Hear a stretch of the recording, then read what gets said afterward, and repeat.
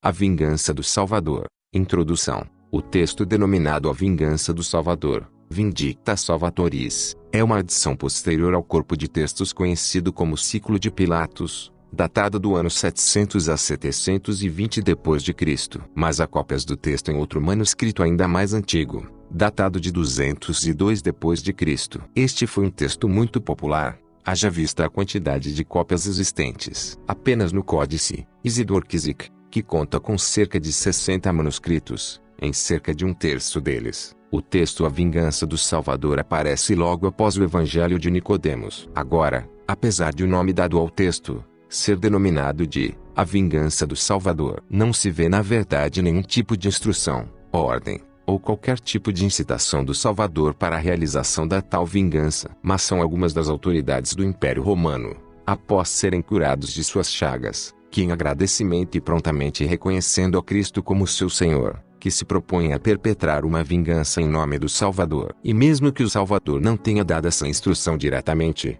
ele falou sobre a rejeição e destruição da nação judaica, e a eleição do povo grego-romano como povo escolhido, como encontramos em Mateus 21 42 a 43. Então Jesus lhes inquiriu: nunca lestes isto nas Escrituras? A pedra que os construtores rejeitaram tornou-se a pedra angular, e isso procede do Senhor, sendo, portanto, maravilhoso para nós. Por isso, eu vos declaro, o reino de Deus será retirado de vós judeus, para ser entregue a um outro povo que produz os frutos dignos do reino. E todo aquele que cair sobre esta pedra se arrebentará em pedaços, e aquele sobre quem ela cair ficará reduzido a pó. Aqui Jesus fala que o reino foi retirado dos judeus, e dado a outro povo, que no caso foram os gregos e os romanos, e este produziria os frutos dignos do reino. Quanto à pedra que os construtores rejeitaram, trata-se do povo que anteriormente era rejeitado, e que veio a se tornar a pedra angular, ou seja, o povo onde seriam assentadas as bases da fé cristã. E todo aquele que cair sobre esse povo, seriam arrebentados em pedaços, e aqueles sobre quem eles caírem ficariam reduzidos a pó. E de fato, historicamente isso aconteceu, pois foram os gregos e os romanos europeus, que, ao longo da história vieram espalhando o cristianismo por várias partes do mundo, e não a nação dos judeus. Haja visto que até hoje muitos dos descendentes dos judeus rejeitam a Jesus como Salvador, e ainda aguardam a chegada de um Messias terreno, que os vingue de seus inimigos, e convertamos cristãos ao judaísmo. Início do texto, capítulo 1.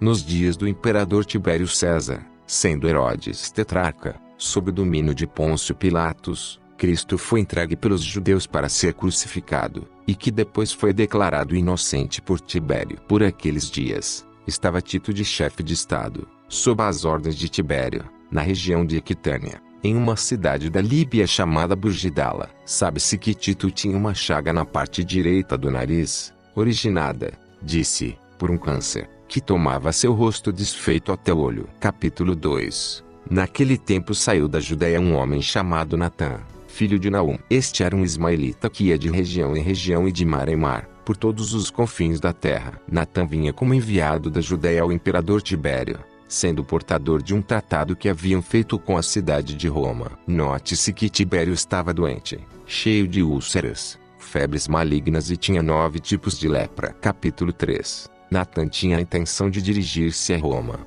mas soprou o vento do norte e mudou sua rota, fazendo com que ele chegasse a um porto da Líbia. Tito, que viu o navio chegar, soube que vinha da Judéia. E todos encheram-se de admiração e concordaram que nunca haviam visto nenhuma embarcação chegar ali em semelhantes condições. Capítulo 4. Então Tito fez com que o chefe do navio fosse chamado e perguntou-lhe quem era. Ele respondeu: eu sou Natã, filho de Naum, de origem ismaelita, e vivo na Judéia sob o domínio de Pôncio Pilatos. Agora sou enviado a Tibério, imperador romano, com o objetivo de colocar em suas mãos um tratado proposto pela Judéia. Mas um forte vento jogou-se sobre o mar, e eis-me aqui numa região para mim desconhecida. Capítulo 5. E Tito disse: se porventura fores capaz de encontrar algum medicamento, seja de misturas ou de ervas, que sirva para curar minha ferida que, como vês, tenho no rosto, de maneira que eu possa sarar e recuperar minha antiga saúde, cobrir-te-ia de favores. Capítulo 6. Natã respondeu: Senhor, eu, de minha parte, Não sei nem conheço coisas semelhantes a essas que me indicas. Não obstante, se estivesses estado há algum tempo em Jerusalém, ali terias encontrado um profeta eleito, cujo nome era Emanuel, pois ele há de salvar o povo dos seus pecados. Ele operou seu primeiro milagre em Canaã da Galileia, convertendo a água em vinho, e com sua palavra limpou os leprosos, fez o demônio fugir, ressuscitou 3 mortos, libertou uma mulher surpreendida em adultério, condenada pelos judeus a ser lapidada, e a uma outra mulher chamada Verônica, que sofria de hemorragias desde os seus 11 anos e que se aproximou dele por trás, tocando a fimbre de suas vestes, curou-a também, e com 5 pães e 2 peixes saciou a 5.000 homens, sem contar mulheres e crianças, ficando 12 cestos de vime de sobras. Todas estas e muitas outras aconteceram antes de sua paixão. Depois de sua ressurreição vimos-lo com o mesmo corpo que antes havia tido. Capítulo 7. Então Tito disse, como ressuscitou de entre os mortos. Então ele esteve morto. Natã respondeu, sem dúvida alguma morreu. Foi dependurado numa cruz e depois de morto dependurado dela, esteve 3 dias no sepulcro.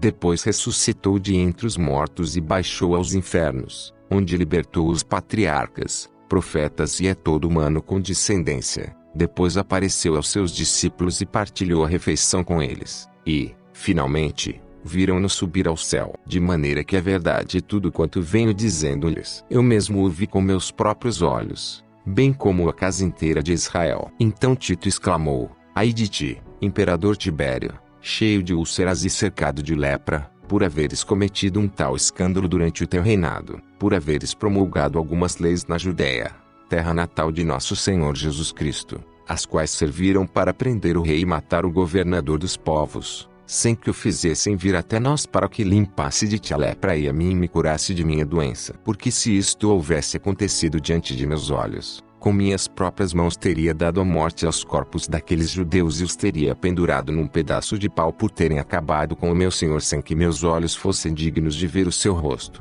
Capítulo 8. E, no mesmo instante em que pronunciou essas palavras, a ferida do rosto de Tito desapareceu, deixando sua carne e seu rosto novamente curados, e todos os doentes que ali estavam recuperaram a saúde naquele mesmo momento. E Tito, junto com todos eles, exclamou aos brados, meu rei e meu Deus, já que tu me curaste sem que jamais o houvesse visto, manda-me ir navegando sobre as águas até a terra onde nasceste para que eu te vingue dos teus inimigos. Ajuda-me, Senhor, para que eu possa eliminá-los e vingar a tua morte. Tu, Senhor, os entregarás em minhas mãos. Capítulo 9. E, dizendo isto, mandou que o batizassem, para o que chamaram Natã e ele disse-lhe, como viste serem batizados aqueles que acreditavam em Cristo, vem e batiza-me em nome do Pai, e do Filho e do Espírito Santo. Absolve-me, pois creio firmemente em nosso Senhor Jesus Cristo com todo o meu coração e com toda a minha alma, porque não há nenhum outro em nenhuma parte da terra que me tenha criado e que me tenha curado. E dito isto, enviou legados a Vespasiano para avisá-lo que viesse o mais rapidamente possível com os indivíduos mais fortes dispostos para a guerra. Capítulo 10. Então Vespasiano tomou para si 5.000 homens armados e foi ter com Tito. E, ao chegar à Líbia, disse-lhe, a que se deve o fato de me haveres feito vir até aqui? Ele respondeu, hás de saber que um Salvador veio a este mundo e nasceu na Judéia, num lugar chamado Belém, que os judeus entregaram-no e que foi flagelado e crucificado no Monte Calvário, e que, finalmente, manifestou-se aos seus discípulos e eles acreditaram nele. Nós, de nossa parte, queremos nos tornar discípulos seus. Agora, então, marchemos e eliminemos os seus inimigos da superfície da terra para que se deem conta de que não há quem se assemelhe a nosso Senhor em toda a face da terra. Capítulo 11. Assim, então, tomada a resolução, saíram da Líbia e embarcaram rumo a Jerusalém. Aí chegando, sitiaram o reino dos judeus e começaram a provocar a sua ruína. Quando os reis dos judeus tomaram conhecimento do que faziam e da devastação da terra, o medo apoderou-se deles e ficaram consternados. E Arquelau, deixando-se levar pela comoção em suas palavras, assim falou a seu filho, olha, filho, encarrega-te de meu reino e da sua administração. Além disso, ouve o conselho dos demais reis que estão na terra de Judá, de maneira que possas escapar de nossos inimigos. E, dizendo isso, desembainhou sua espada e jogou-se sobre ela, Depois vergou a espada mais penetrante que possuía, fundiu-a em seu corpo e morreu. Capítulo 12. Então seu filho aliou-se aos outros reis que estavam sob as suas ordens e, depois de deliberarem entre si, dirigiram-se todos para o centro de Jerusalém, na companhia dos nobres que haviam assistido ao conselho, e ali permaneceram durante 7 anos. Capítulo 13. Tito e Vespasiano, por seu lado, tomaram a determinação de sitiar a cidade. E assim fizeram. Passados os 7 anos, o problema da fome agravou-se muito e, forçados pela falta de pão, começaram a comer a terra. Capítulo 14. Então todos os soldados pertencentes aos 4 reis reuniram-se e decidiram: de qualquer maneira nós vamos morrer. Que nos fará Deus? E de que nos adianta continuar vivendo, se os romanos vieram para apoderar-se de nossa terra e de nossa nação? Será melhor que tiremos nossas próprias vidas, para que os romanos não possam dizer que foram eles que nos mataram e nos derrotaram. E, então, tiraram suas espadas e feriram-se, morrendo entre eles 12.000 homens. Capítulo 15. E assim, por causa dos cadáveres daqueles mortos, produziu-se um grande mau cheiro na cidade. Os reis foram tomados por um pânico mortal e não puderam aguentar o odor deles, nem dar-lhes sepultura, nem atirá-los fora da cidade. E disseram entre si: que havemos de fazer? Na verdade nós matamos Cristo, mas já fomos, de nossa parte, entregues à morte. Separemo-nos de nossas cabeças e entreguemos as chaves da cidade aos romanos, pois Deus já nos atirou nas mãos da morte. E no ato seguinte, subiram nas muralhas da cidade e puseram-se a gritar, dizendo aos berros: Tito e Vespasiano, tomai as chaves da cidade que o Messias, chamado Cristo, acaba de entregar-lhes. Capítulo 16. E assim dizendo entregaram-se a Tito e Vespasiano, exclamando: julgai-nos, pois vamos morrer, já que julgamos o Cristo e o entregamos sem nenhuma razão. Então Tito e Vespasiano os aprisionaram. Depois lapidaram alguns e penduraram outros na cruz, com os pés para cima e a cabeça para baixo, e feriram-nos a golpes de lança, mas a outros puseram à venda, e a outros tantos repartiram entre si, em 4 partes, como eles haviam feito com as vestes do Senhor. E disseram: eles venderam Cristo por 30 moedas de prata, vendamos da mesma forma 30 deles por um só dinheiro. E assim o fizeram. Depois apoderaram-se de todas as terras da Judéia e de Jerusalém. Capítulo 17. Fizeram então uma investigação sobre o retrato da face do Senhor, sobre como poderiam encontrá-lo. E ouviram dizer que estava em poder de uma mulher chamada Verônica. Depois detiveram Pilatos e meteram-no na cadeia, onde haveria de ser custodiado por 4 pelotões de soldados, 4 de cada vez, postados à porta da prisão. Capítulo 18. Ato seguido enviaram seus legados a Tibério, imperador de Roma, para que os enviasse a Velociano. E o imperador lhe disse: leva contigo tudo que seja necessário para que te faças ao mar e navegues até a Judéia, em busca de algum discípulo daquele que se chamava Cristo e Senhor, de maneira que ele venha até mim e em nome de Deus cure-me da lepra e das doenças que duramente me acometem e de minhas chagas, pois estou muito abatido. Além disso, contra os reis de Judá, submetidos ao meu império, manda teus açoites e terríveis instrumentos de tortura, pois mataram Jesus Cristo nosso Senhor, e condena-os à morte. E se encontrares um homem capaz de livrar-me desta doença, acreditarei em Cristo, Filho de Deus, e far-me-ei batizar também em seu nome. Velociano disse: Senhor Imperador, se eu encontrar um homem capaz de ajudar-nos e libertar-nos, que recompensa devo prometer-lhe? Tibério disse: que sem dúvida alguma terá em suas mãos a metade do império. Capítulo 19. Então Velociano partiu imediatamente, subiu no barco, levantou âncora e fez-se ao mar. A viagem marítima durou 8 dias, em cujo prazo chegou a Jerusalém. Imediatamente citou alguns dos judeus para que se apresentassem diante dele e ordenou uma diligente investigação sobre o que havia sido feito com Jesus Cristo.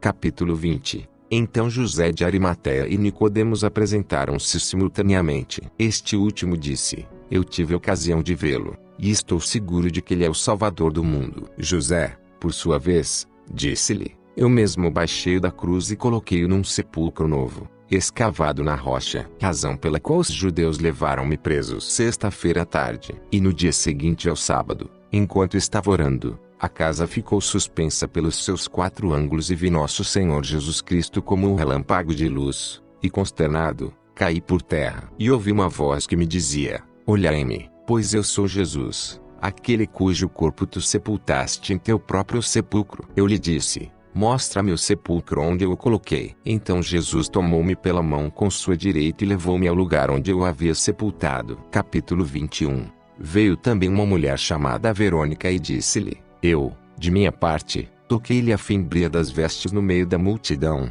pois fazia já 12 anos que padecia de hemorragias, e no mesmo instante ele me curou.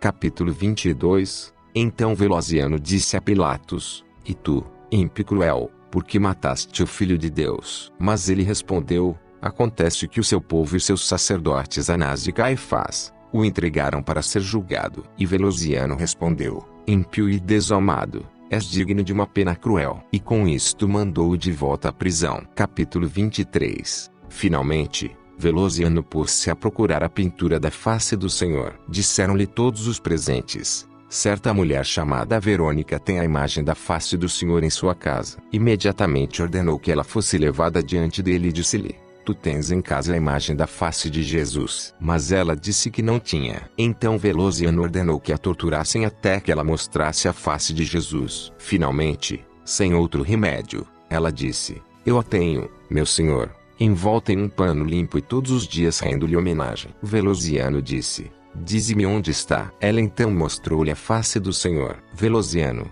no momento em que a viu, prostrou-se por terra. Em seguida tomou em suas mãos com o coração aberto e uma límpida fé, envolveu-a no lenço de ouro e assim mesmo colocou-a num estojo que selou com seu dedo. Depois formulou um juramento nos seguintes termos: vive o Senhor Deus e pela saúde de César, que nenhum homem sobre a superfície da terra haverá mais, até que eu esteja diante do rosto do meu senhor Tibério.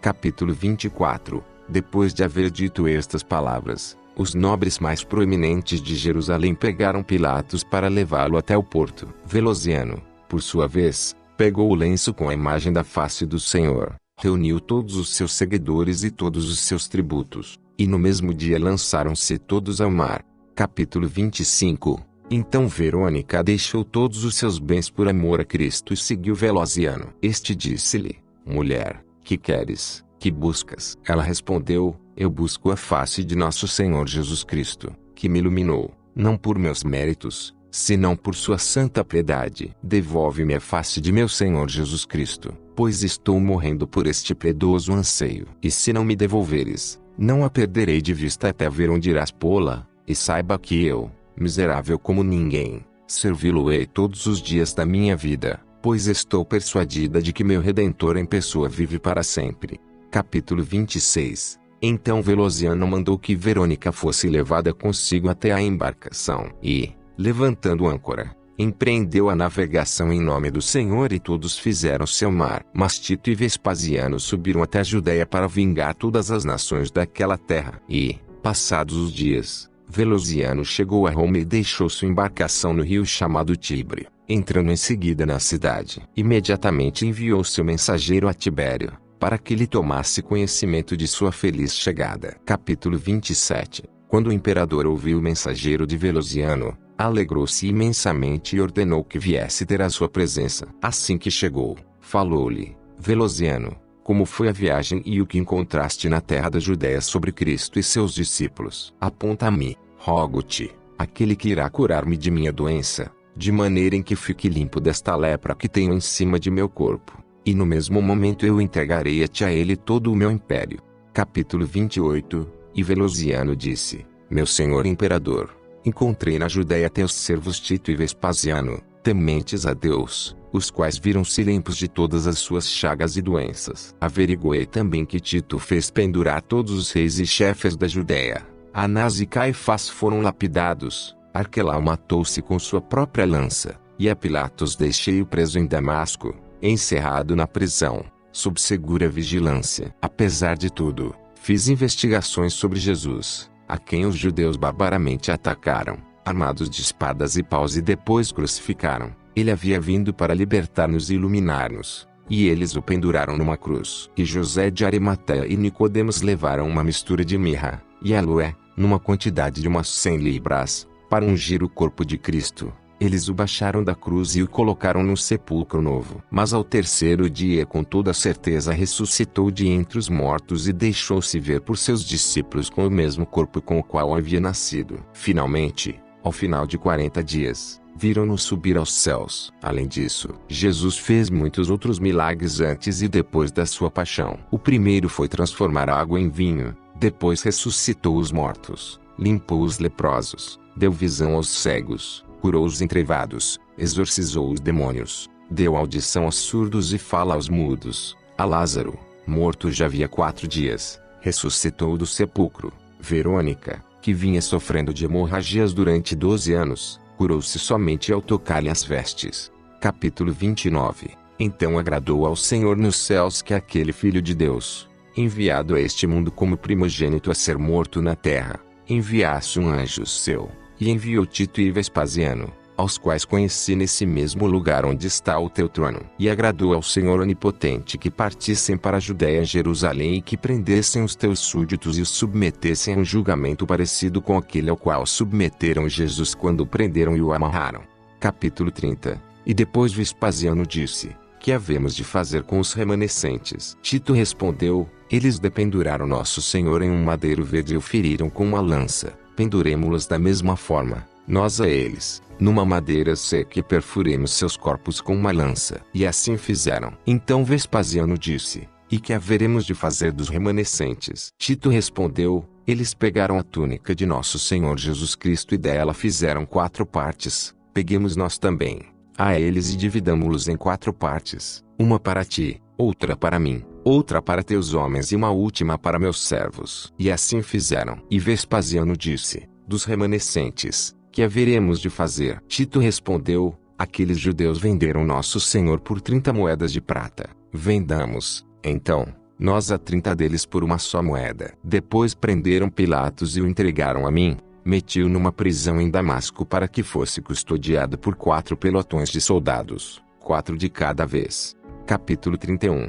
Depois fizeram diligentes pesquisas para encontrar a imagem da face do Senhor, e encontraram uma mulher, chamada Verônica, que possuía a mencionada efígie. Capítulo 32. Então o imperador Tibério disse a Velociano: como a conservas? Este respondeu: tenho-a envolta numa capa e colocada num pano de ouro. Tibério disse: trazei-a e descobre-a diante dos meus olhos para que eu adore sobre o chão, caindo por terra de joelhos. Então Velociano estendeu seu manto e o pano de ouro onde estava o lenço gravado com a face do Senhor, e o imperador Tibério pôde vê-la. Este, no instante seguinte, adorou a efígie do Senhor com o coração puro, e sua carne ficou limpa tal qual a de uma criança. E todos os cegos, leprosos, coxos, mudos, surdos e aleijados de várias doenças, que estavam ali presentes, foram recuperando a saúde e ficaram sadios e limpos. Capítulo 33. Porém o imperador Tibério,